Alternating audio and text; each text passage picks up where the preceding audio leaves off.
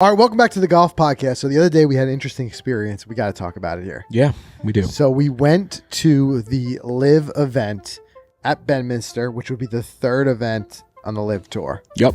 And I think before we dig in, we got to address the elephant in the room because, you know, it's what everybody's talking about, the controversy, all those types of things. So I think it would give you more perspective to get an idea of where we're coming from, how we're approaching this thing, and how it all came into fruition of us going there, so you can get an idea of what we want to talk about today. Because I mean, ultimately our objective today is to tell you about the event from the standpoint of someone who's been there, because no matter which side of the fence you sit on, whether you're for it or against it, because there's no doubt that LIV has been polarizing for the golf community. Absolutely. Yeah, There's one thing I think we can all agree on, is that we're all curious about it. Just pure curiosity. It's the big new thing in golf. What's it all about? So we sit right in that same position. We were curious too. So the first thing I'll say is absolutely zero money changed hands, right? So we were not in any way paid to be there, because I know the money is one of the biggest controversial points. Right. So weren't paid, weren't asked. Right. Because obviously, I don't know who everyone is, so I wouldn't even name names if I did. There are I'm sure, content creators who are getting paid to do stuff around LIV. Sure. Who knows? Maybe. Whatever. That's their business. We're not one of them. We weren't paid. The way that we got access to the LIV event was the same exact means that we get access when we cover PGA Tour, USGA events, anything like that. PGA championships. Right. We apply for credentials as a media company because, after all, we are a media outlet. We do report news. We have writers. Exactly. So what we did, as exactly what Mike was saying, we went on the LIV website. There's a spot where you can put in for your credentials. We received credentials. So you don't pay anything. You get access, and we went. So that would be the first thing, is just make sure everybody knows there's no money, nothing like that, that exchanged hands. The other thing is, and it's actually kind of interesting, is it brings up a good point. Got a DM the other day. Guy had DM'd us, and he said, it's because we have run a story while we were there. Yeah. He's like, it's cool that you guys are covering LIV so we can get a little bit more information about it. He goes, but are you worried about being banned from the PGA Tour? Like some players are being banned as a media outlet. Do you think you guys would get banned for being there?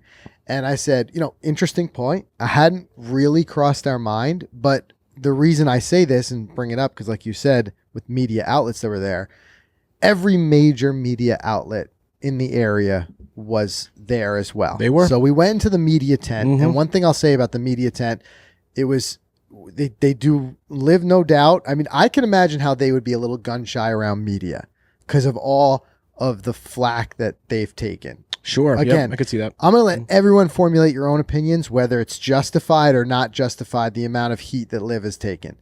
So one thing that they could do is they could have been highly selective and highly limiting in who they let in the door. But it was wall-to-wall media. So all your main media outlets were there. We saw Golf Channel there. They were there. Golf Digest. You name it, they were there.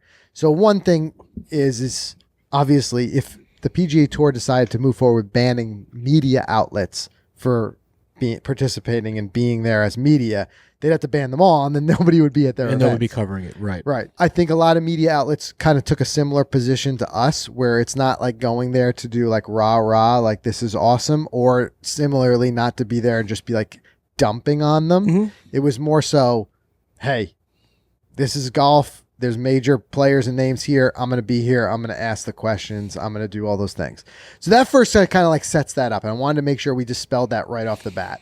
For our case, comes from a place of pure curiosity that we've been golf fans and been part of golf media now for like a decade. That's right. So if something big like this happens, it would actually, we feel like we'd be doing more of a disservice to not attend it and find out what it's about. Because we get the questions in the DMs and everywhere else too, be like, what do you guys think? Where are you guys going? Are you not? We said, we're not making any opinions until at least we go to the thing. I mean, if nothing else, I get it. I respect everyone's opinion. And I said it while we were there. I said, I don't care, whichever side you're on, like, I don't think it's my position to knock your opinion.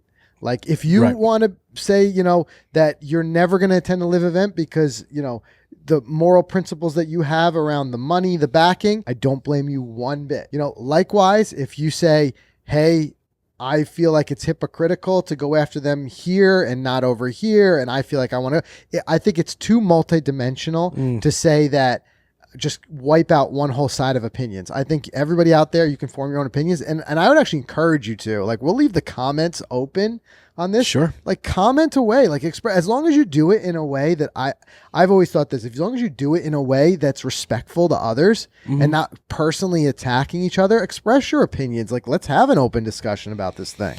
No, you're right. I mean, we might as well. I mean, it's only gaining more traction. Obviously, the tour itself seems like it's growing. They're adding new players. So there's a lot of talk, especially around the event that day, just talking with other people in the media tent. They were saying, hey, this thing's probably going to be around to stay. And, it was impressive what went into putting this event together.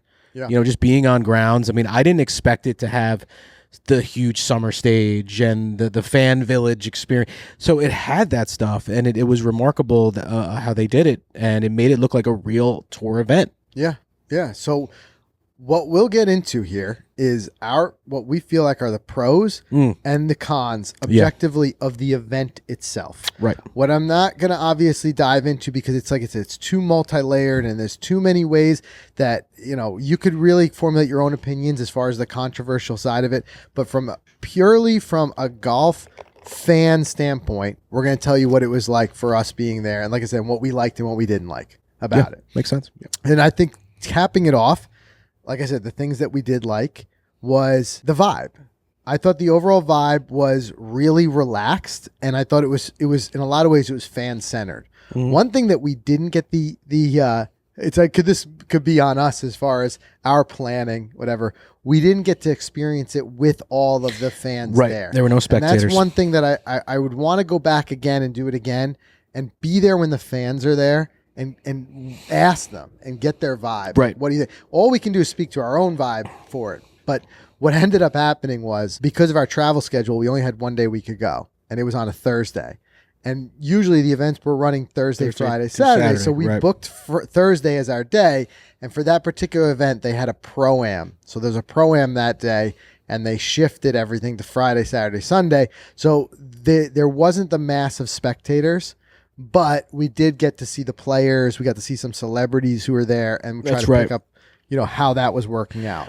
I'd love to see it on a play day. I'd love to see fans. I'd love to see the fans utilize those things, the fan village. I'd love to check out the concert. I'd love to catch the vibe of it because you're right. From the minute we got on, I remember we were walking in and we heard music. Yeah. We heard music blasting. Right. And I think that's the one big difference we're going to highlight here is the difference that the overall vibe of the event was a bit more like a party than more serious. Right, which was kicked off by a party the night before, which we'll talk about in a sec. Yeah, there was a huge party the night before. And I'm not saying party versus serious, one being better than the other. Right. I think, I've said this before on the show, I think that golf has a space for everything, right?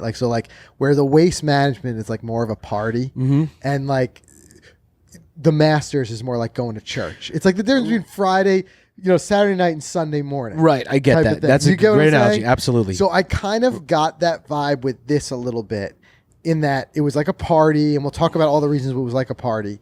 But I also, my con to me, I would have liked to see it be a little bit more of serious as far as I still think LIV's biggest downfall right now, that I don't know how they're going to overcome this, is to me, it doesn't feel like, when I think of sports at the highest level, I want the highest level of competition.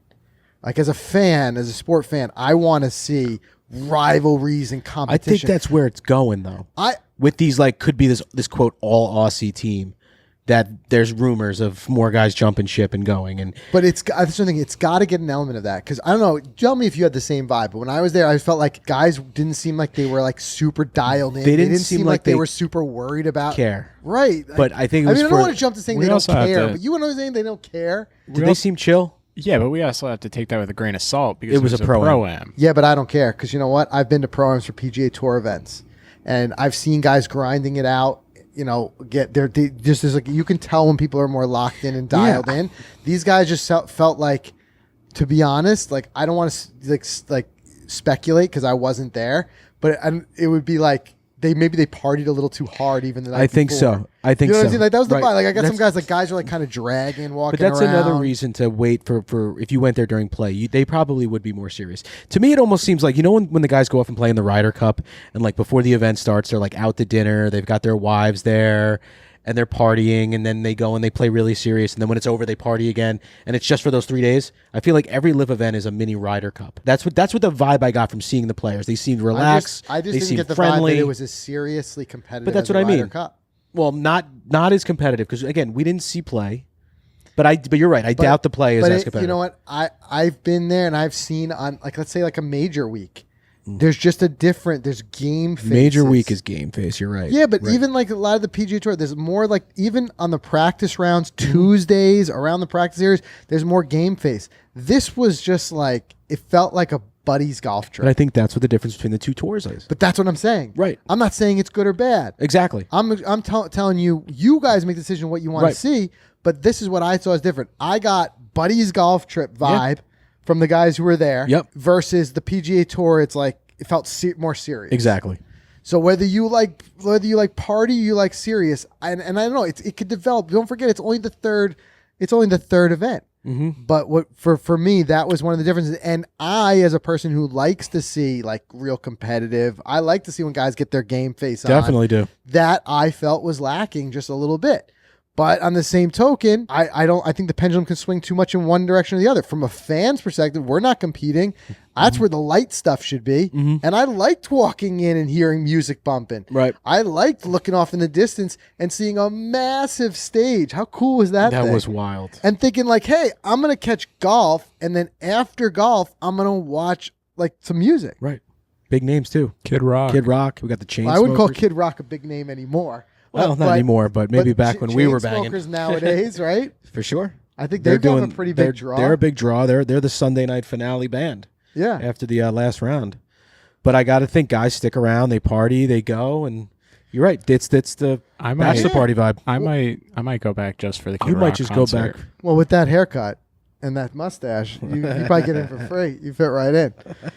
But no, but that to me, I think is a nice draw for golf too. I was talking to my wife about it, who doesn't follow golf at all, and I was saying like this would be more of the type of event that I would like seriously consider saying bringing you and the kids to, right? Because I get to watch the golf. There was which I thought was pretty smart of them. They had a whole kids zone there. They did, which was really kind of cool, and there was all like stuff for the kids to play with and all that stuff. Mm-hmm. And then if the golf is limited because of the shotgun start, if the golf is limited to the 4 hours or so, and then after that, it becomes a concert. Yeah. And now like my wife, who's very into music, would be like, she gets that part and I'd get a little bit of the golf. Mm-hmm. I think it becomes more of a draw to bring in a broader audience than just golf. Yeah, right. And I think that's one thing that, if nothing else, like I said, and we don't know whether this tour will eventually succeed or fail, but I think there's going to be certain things that out of its playbook that I think, whether it be the PGA Tour or whatever tour is in prominence in 5 years, I think there'll be some stuff that was trailblazed here that would move on to other things too. I think that after going to the event, that there's like two main takeaways that I have is that it's not going anywhere and people are very interested in the event. Like my story, like even just the 4 things that I put up on my story, I had maybe 15 people respond to me saying, "Oh, how was it out there? Yeah. Oh, I'm going on Sunday." Like, which I totally did not expect because of how much negative publicity it's been getting over the last couple months. Well, that's just it. And that's why we wanted to do this podcast today, because there's no denying that there's a lot of curiosity around it. Some people are keeping it at arm's distance, and I understand why, but they're just like, they want to know. So it's so I think that there's going to be a lot of tickets that are sold just from people who want to come and just see firsthand what this thing's all about. But one thing, like you started off saying, Mike, which I agree with, is that it was, for how young this tour is, it was really well organized. It was. And it was built out. Like, I mean, It was built like a PGA Tour event. easily. Yep. I mean, with the grandstands, the fan All the amenities, tents things like and that. merch tents and fan village. Yeah. So whatever, and even down to the media. Yep. For the media, we had everything what we would need as media. We had the media tent, all types of media and press, access, and they kept us well fed. Kept us well fed, and we Kept us cool. It was, Yeah. it was a nice 65 degrees out. inside. It was incredible. But we snuck in. Well, in our sneak, we needed a bathroom. We went into like the players, the pro-am player dining. Yeah. They were serving them lobster tails in there. Yeah. But I mean, that's probably just because the venue, Trump Bedminster was the venue Right. where they had this one. But, I wonder if they have that type of treatment at all of them. I thought, is it that leveled up, and is it even needed? Is it too much? Was it over the top? I don't know. Well, I'll tell you what, when you played in the Pro-Am at Bay Hill, it treated you pretty well. You're right. They did. I mean, they had separate dining for the players and the caddies. Yeah. Which right. is, You had to sit what They have outside. it on PGA Tour, right? Right. But I remember like it was also 6 o'clock in the morning breakfast. So how can you argue with it? It's like cereal and bananas. Yeah. So, I mean, who knows if it was an afternoon thing, maybe it would have been a bigger spread. Right. Or if the venue, and like I said, it was probably the venue because that's a very ritzy style country club. Right, Where it was. But I noticed the other thing too, in the Bay Hill Pro-Am, I remember I had to warm up with the AMs on the right side of the range, and the pros were far, far down on the left side. And here, when we went over and took a look, they were all just intermingled with each other. You had Charles Barkley, then you had a guy you never even seen or heard of in your life. Then you had Louis Oosthuizen, and then you had a bunch of other AMs. Caitlyn Jenner was there, right? Yeah, Chris Harrison. But from you're The right. It Bachelor. was different in that they were literally mixed in, matched right in with the AMs. It didn't feel like there was as much separation. It was more access to the players. It seemed like everything was, like you said, that fraternity, that bachelor party. It was just all mixed. One big group, one big party, and that's what it felt like. But it was different when I did it. But that was the difference that I took away from it. Yeah, yeah. And I want to keep talking about that vibe and get even more into detail about some of the players who were there. Yes. And my thought process on those players. But let's take a quick break right there. Let's do a quick word from our sponsors, and then we'll hop right back into it. All right, calling all you MMA fans out there, as the fighters face off for UFC 278, you can take down your own big win with DraftKings Sportsbook, the official sports betting partner of the UFC. And get this, Mike, this is, I think, one of the best deals I've seen come down from DraftKings so far. So new customers this Saturday, you can bet $5 on any fighter to win, and you'll get $200 in free bets instantly, no matter what. That's insane. And I'll tell you what, are you a big MMA guy or what? You know what's actually got me into it was sportsbook betting. Yeah. And DraftKings. Because, I pick a name, you see some good odds, and it makes the fight more enjoyable. I 100% agree. So I've been kind of dabbling in a little bit more.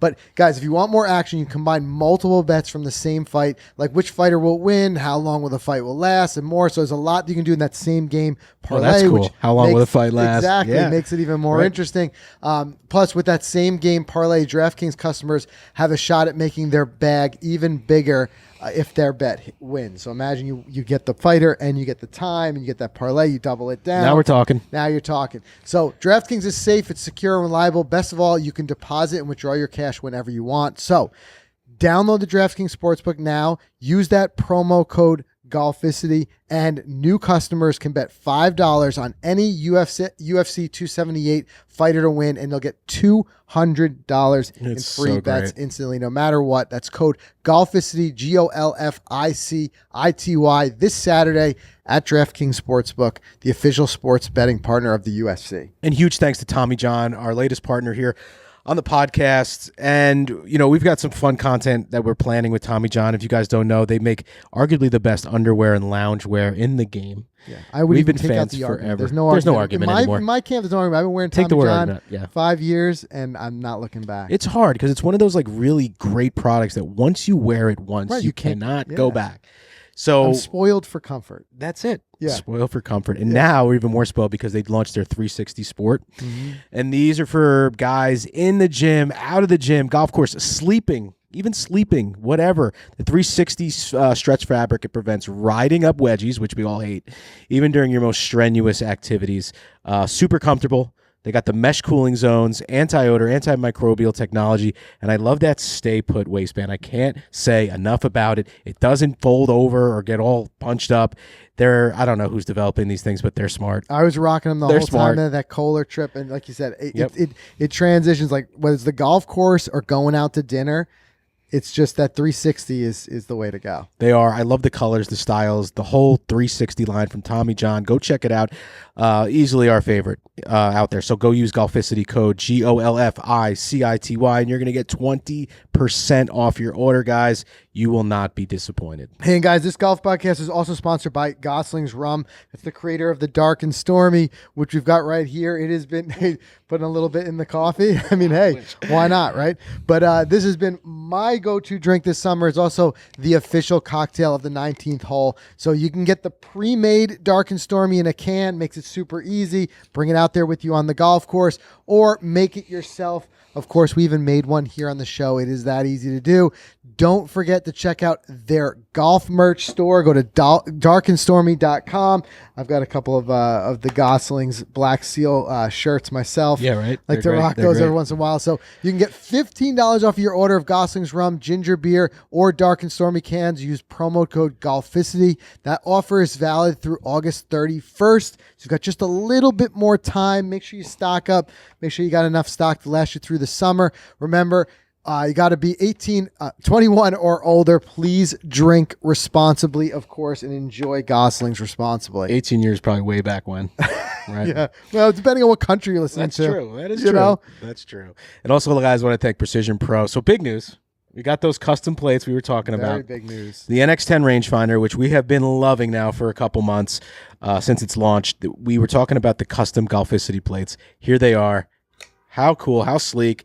Check it out. It's got the Enjoy the Game here. We're going to have more details on this and how you guys can buy them, probably right on their website, but we'll relay that to you. But I absolutely love everything that this rangefinder has to offer. Golficity rangefinder is here. It is here, and I'm stoked about it. And we've got two different kinds. We also have the OG logo right here with Enjoy the Game in green. Upgraded internals mean lightning quick. It's got that target lock with the vibration. It doesn't feel flimsy. It's sturdy. It's not super heavy, but you could tell it's very durable. It's got a really, really strong magnet. It really does. And the magnet, yep, right on the cart. We went over bumps and everything in our cart, and this thing just stays on. They've increased the strength of the magnet, so it's probably the strongest out there. And they love the way it feels in your hands. Like I said, it's super durable. And what's great is not only this interchangeable plate, but you've seen the other ones. We had the coral, the margarita glasses, the American flag, and some of the other content creators out there. Most customizable rangefinder. They're just going to keep launching more and more. So go check them out. They've got a great Precision Pro Care package with that 2-year warranty and lifetime batteries and the 90-day return policy. You can't argue with their service and what Precision Pro has to offer. So go check them out. And don't forget about their Ace Smart Speaker. It is great. It's only $150. You guys will love it. Visit their site, precisionprogolf.com. Swing with confidence. Hit more greens. Precision Pro. All right, so getting back into it, let's talk a little bit about the players, because that's the other thing that obviously it's going to be top of mind. I mean, it's the reason we go is to see the players, right? That's it. There's one area for me that, I'll be honest, it felt a little bit lacking. Like, yes, arguably some big names and guys like we got to follow a little bit, the Stenson, Stenson and Martin Keimer group, yeah, right? And I'm like, all right, you know what I mean? Both these guys have had some legendary wins in their day and stuff like that, but neither has made much noise recently. They've been quiet. They're still fun to watch. They can still dial it up and hit a ball, but I felt like out of the whole group, like, and then we go to the range, and you're looking down the range, and you're seeing everybody who's playing in the field that week. I would say, as far as firepower goes, there's maybe 6 to 10 dudes. You know, yeah, I'm thinking. I agree with that number. Koepka and DeChambeau DJ all day. DJ. So DJ was in the same group with DeChambeau.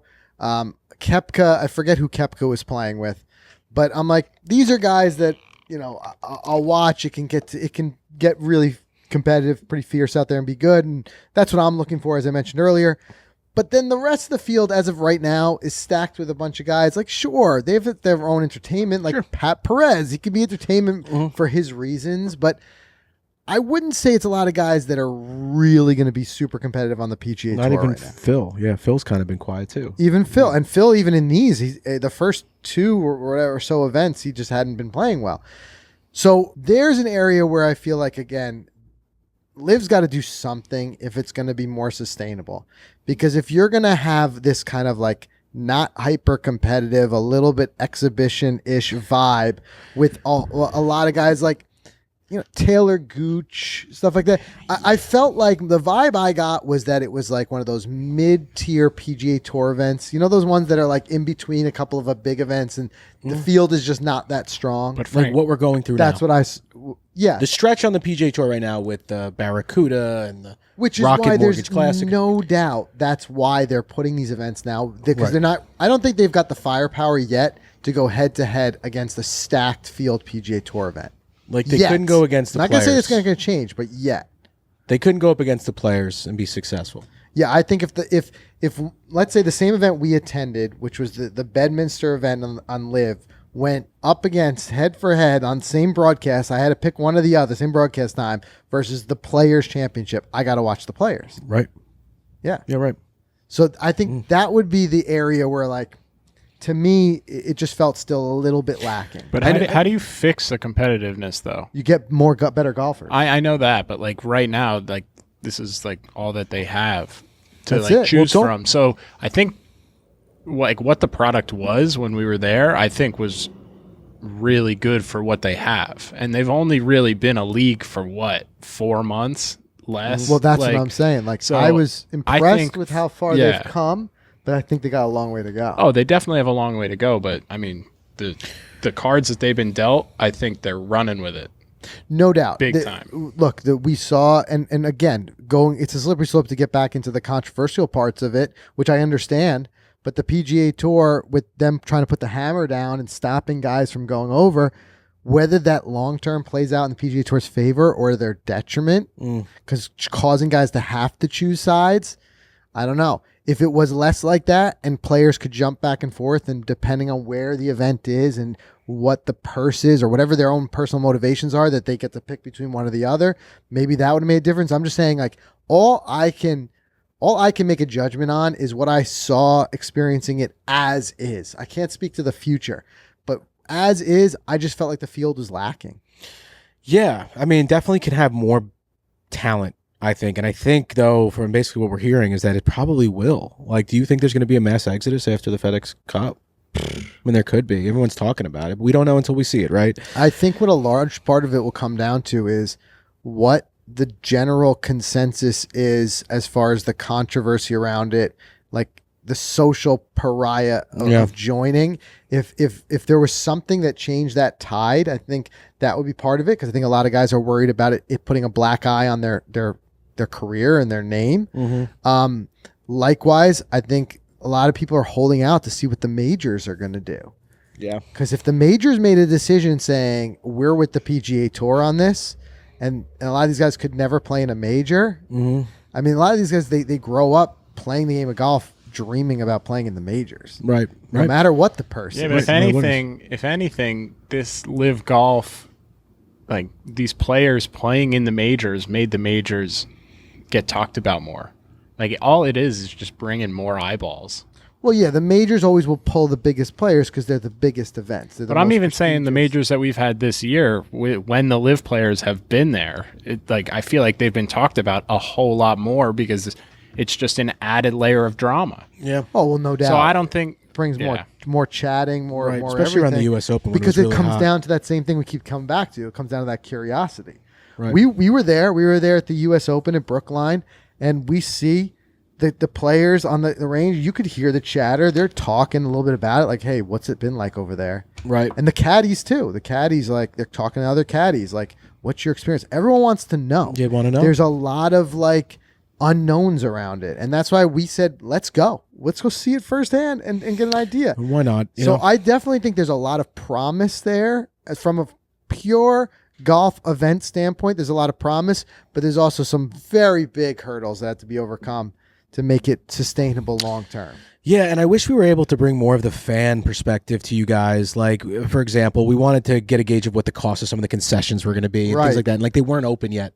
The menu wasn't even up yet. So we weren't able to get that stuff. That's what we really want to go there and find out. Like, what would be the experience? Because we've been to countless PGA Tour events as both a fan and as media. Yeah. And, and we wanted to go there and experience this. Really, we had the media credentials. That was our way to get in, but we wanted to really get the fan vibe from it. And we tried our hardest with going to that fan village. We took the impossible putt. Yeah. We went into the kids zone and we saw the summer stage, which, by the way, it's a dream come true stage for any musician. Me being a guitar player, looking at them like, there's a stage I would love to be on one day. Oh, no doubt. They were setting it up to have that concert at night, so I was just like in awe. So there was little things like that, but I wish we were able to get a little more for you. Yeah, but one thing I can speak to is from a media standpoint, or even just from now, the waves are changing for what is media, what is not media. From now, you have content creators and social media and stuff like that. One thing that I really liked with the way LIV was handling it was their policy towards us creating content. So one thing we can say is that with the PGA Tour, and I don't know all the ins and outs, so I can't judge on that. I think it has something to do with broadcast rights and whatever. All I can tell you is that our personal experience and most of the other content and media creators that we know working with the PGA Tour is that there's a whole lot more you can't do than you can do. Right. It's pretty much on lockdown. And we've always honored it. Always. Like 100%. No matter whatever you say. The funny thing is, the first time, we had no idea. When we first started doing this, we got media credentials to a PGA Tour event, and we went for it. We went for it. We had our camera. We did a whole Remember vlog. Jimmy Walker, let's talk. Because we're just thinking, like, why not? Like, let's show everybody what it's like. Right. We're used to that content world where you just turn on the camera and go. Long story short, they politely asked us to remove it, and we did. Yeah. Because we want to continue to be able to be invited to things and go to things and stuff like that. Since then, we've always gone through the proper channels of asking for video rights, asking for different types of interview rights. And I'll say there's a lot of red tape. There's rules. We were able to get approved for all of them, but we just had to do it in the way that they wanted to. But not everything. We've never, still to this day, not been approved to do video at PGA Tour events, on the course. On course filming players. Anything like that. What I'm saying in stark contrast to that was LIV, who basically said, have at it. Yeah. Bring whatever camera you want. The only thing, there were some rules around which players, when you could interview players. They asked that you not interrupt players until asked to the round to ask them, which I understand. There's got to be certain parameters. These guys are competing. Yeah, yep. But beyond that, we came in. We were worried about it. We weren't even sure. We brought like small cameras, and we were like, oh, we want to be like respectful and not getting in the way of any broadcast or whatever. They're like, film whatever you want. Right. You know, that I think speaks more to the language of where media is headed than the way the PGA Tour is structured. It could be. At least I hope it is, for our sake, because we're content creators, and I would love for the PGA Tour to open up a little bit more. I also think it's just a smart move in general. It's smart, but let people share. Yeah, exactly. You know what I liken it to? It's kind of like, it's in a way, it's kind of similar to like when you first had like music and like people like recording at a concert or something like that. Right. Yep. Yeah, I get it, because then you're worried like it's like taking money from the whatever, like taking money from the artist, right, or something like that, right? But in this case, it's not even from the players. Not taking money from the players. It's from the tour. But it's not that, because it's like, it's more so it amplifies it. And now that artist, and I share it with you, and you share it with you, and now I want to go to one of those concerts, and you know what I'm saying? Like, I feel like just the more we can share what's going on, the more eyeballs, the more visibility, the more growth. I think it's a smart business move. Is that across the board in all sports? Like NBA, NFL, you can't tape anything for commercial use? Definitely not for commercial use. But for commercial. But like, if I am on my personal Instagram and I do a video of Ricky Fowler's swing as a post, I can't get in trouble because I'm just an individual as a fan. Yeah, you could. If you were at the PGA Tour, you can't could share not that video. Share. When you see people videotaping with their cell phones at PGA Tour events, and there's no way they could crack down on everybody so it doesn't stop everyone. But the rules are that you can do that for your personal view. You're not supposed to share it. And everyone does. Like, I flip through and see everyone. And everyone does. But got it. But the reality is, they're not media outlets. They're not going to lose their media credentials for violating a rule. Right. The worst they might get is if someone tells them to take that down because you're not allowed to to do that. Yeah. But what I'm saying is, from our standpoint, we're not trying to compete with the broadcast. I'm not trying to sell ads against it, and I'm simultaneously live streaming it. Right. So now it's like watch it on Frank's phone rather than watching it on what television. Right. I'm not saying that. I'm saying let us create content, whatever it may be, like a day in the lifestyle content, and we'll share it. It won't come out till probably weeks and weeks after the event anyway. Yep. And the event's over. Everyone knows who won. So let us create that, because now people have another way to enjoy that. Yeah. And I don't think anyone gets harmed in that way. Like, you're not stepping on anyone's broadcast toes. LIV was a little bit more open to that idea than the PGA Tour has been. The one other thing I noticed while being there was all of the tents and merch shops. It was all live. It wasn't the MasterCard tent or the Corona tent. So there was no sponsors. It's just all live, everything, like the live colors, the live banners. So it made it feel like more of you're enclosed in this one big massive golf party. That's all things live, not all things sponsored. Which I kind of liked. Yeah, I mean, it was I different. liked that there wasn't like, it wasn't like all billboarded out. Yeah. It was just, you were there for that. You were just there for a live You were event. definitely not swamped with advertising. Yeah. But that being said, I mean, that's two sides to every coin. Also, when I walked in the merchandise tent, I'm like, nothing here is really weak. Yeah, it was weak in like, is like, what am I going to do? Buy a, what are some of these team names I'm trying like not to. What am I going to get? A Cleeks hat? Yeah. A punch? Hit me up with a nice punch shirt. I'm not gonna do that. I mean, the merch tent was lacking. Versus like, I go to the U.S. Open, I'm gonna drop some dollars in there because I'm like, brands, it's memorabilia. Like the U.S. Open. Correct. Who knows? Maybe if we're talking in 30 years, maybe LIV is at that point where you have diehard Punch fans, like you've got diehard Yankee fans. Right. Well, when Cam Smith goes and they form that all if they Australian do that, team, Leishman, they're going to be called the Mullets, and I'll buy some merch. And then you'll buy merch, because then you know what, it might attract fans. And if it becomes a franchise thing, like people are rumoring, You never know. You never know. So it's interesting. I mean, look, we've heard every possible name float around, and I'm actually even getting gun shy a little bit to speculate and even say names, because some guys have caught a lot of heat for their names being thrown out there as part of possibly going to LIV, and then they didn't even go. I remember Ricky Fowler. Remember, it was like, a lot of like of your more credible sources said Ricky was going. It was only a matter of a couple days, right. And then it never happened. He caught some slack without even having it happen. So who knows who it's going to be? But one thing I will say is that if that ever happens, if that quote unquote mass exodus happens, and you get 25, 30 more PGA Tour players, big names, who are interested in doing it, the PGA Tour is going to have, a reckoning. They're going to have to figure something out. They're going to have to do something. Yeah. Because the eyeballs, I believe, are going to follow the biggest names. That's just the proof of the point, is like what Zach was saying earlier. Like, where the majors are, it gets the biggest eyeballs. It's the biggest fields. It's the biggest names. It's the best players in the moment.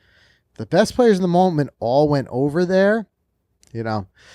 One thing I will say, though, and tell me if you got the same vibe, is it felt very much like a one-way rivalry, in that when you're with the PGA Tour, it's like, don't speak of LIV, right? Right. But when we're at LIV, they had PGA Tour playing on all the televisions. I know, in the media tent. I know. And people were just, it didn't seem like it was like they didn't want the PGA Tour spoken about. Like, it seemed like they didn't care. Maybe, yeah. I mean, and I think they just, it feels that's like their a vibe. one-sided rivalry. Right. But did you notice that I believe it was the first time Golf Channel was covering a LIV event? Was it the first time they were covering it? I shouldn't say it's their first time, but they rarely ever discuss it on their programs. You're right. Unless they're bashing it. Yeah, I don't watch Golf Randall Channel enough to Chambly's been speak open about bashing it. There's nothing to hide there. He's talked about it all U.S. Open. He was bashing Phil and everything about it, and he's been very open on Twitter about it. But they're there. They were there. They were covering, like you said, Golf Digest. They were all there. It's golf. They're covering it. Well, and don't forget, this is only, not only was it only the third event, it's only the second event here in the States. Obviously, the London event, it would naturally probably have a little bit less U.S. coverage. Right. U.S. media outlets. Right. But yeah, I in a way felt like that was even its own sense of maybe a little bit of a tide turning, and then you say it's drawing these traditional media outlets. I don't know. I don't know what's going to shape up, but I think no matter how staunchly for or against it you are, if you'd be kidding yourself and kidding us if you said you weren't at least curious. And that's the way we felt, and that's why we had to get down there and see it. And we, like I said, we feel like we'd be doing you guys a disservice if we didn't tell you our experience and how we felt it went. You're absolutely right. Yeah. Yep. So, I mean, I guess the big question is, would you go again? Would you go to another one? I think the only reason I'd go back is to see it during play. I'd like to see, because I want to ask fans. Yeah, I want to go as a fan. Yeah, I want to go as a fan just to see. Again, we did the media side where had our badges on. We were able to hang around and walk around with the players and all that great stuff. But I want to see the other side of it. Like I said, I want to go to the concession stand. I want to see what that's all about. I want to go in that fan village. I want to experience it as the party. Go to that concert, like you said. Right. Bring your wife, go to the concert, do that stuff. That's like, I want to enjoy it as a fan. And maybe for that reason, I would entertain going back. I would entertain it for that reason. I would also entertain it from a media standpoint if it gave us a little bit more access to be able to speak directly to players. Right. Because I think the line kind of in the sand would be, whether you're taking sides or not, would be like, if you're starting to get like paid by LIV, like the players, I think that would be the point. Right? That would be the line. I think that's like, but from a strictly media standpoint, I don't think any media, whether us or anybody, I don't think any media outlet deserves or will get any flack for just being there and covering it, because that's the job of the media. Right. You know what I'm saying? Like, if the media goes and covers a war, it doesn't mean you're in favor of the war. Right? It's you're there. You're bringing you the news. To bring you the news. So, like, if we got the opportunity, I think it would be silly of us to say no. If we got the opportunity, if we said, hey, if you're there, we're giving access to these players for a sit down.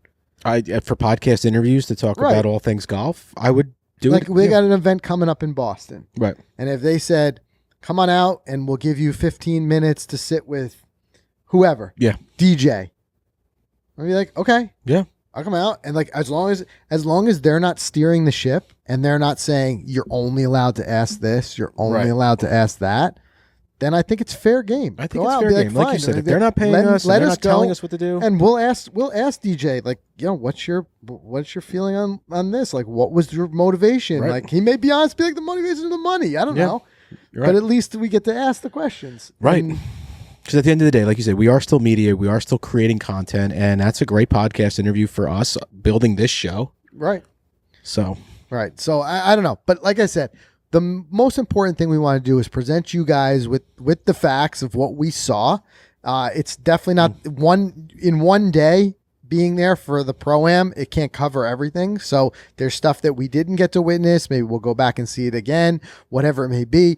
If you watch the show, I know a lot of you listen to the show whenever your favorite podcast platform is, but that's why we do it on YouTube and Facebook as well. So you can see some stuff. We were able to, like I said, what we can't do at PGA Tour events was get some more video. Mm-hmm. So hopefully you guys got to see some of the clips here and get to see inside, especially because, like I said, if you're on the fence and you're just not sure like whether you even want to invest in a ticket until you see a little bit more about how it is run, now you get to see it. You make your own opinion, and I don't think that you should be judged for making your own opinion. It's like I said, as long as you express your opinion in a way that is not infringing on other people or in any way then fine. So we leave the comments open. Go in, let us know what you guys think, for it, against it, or I know there's going to be some people who are actually in the middle. We feel like we live in such a polarized world right now that everybody's either all in or all out. But I guarantee there's some people in the middle being like, whatever. But we want to hear your opinion too. So definitely let us know. And like I said, we'll keep the content coming. If there's golf happening, we'll be there to see it, to cover it, and to give you guys our opinion. That is our promise to you. That's our mission. Yeah, that is our promise to you. So hopefully you guys enjoyed this week's show, doing a deep dive into our experience at a LIV Golf event. Let us know what you think in the comments below. Make sure you subscribe wherever you get your podcasts, and we'll see everybody again next week.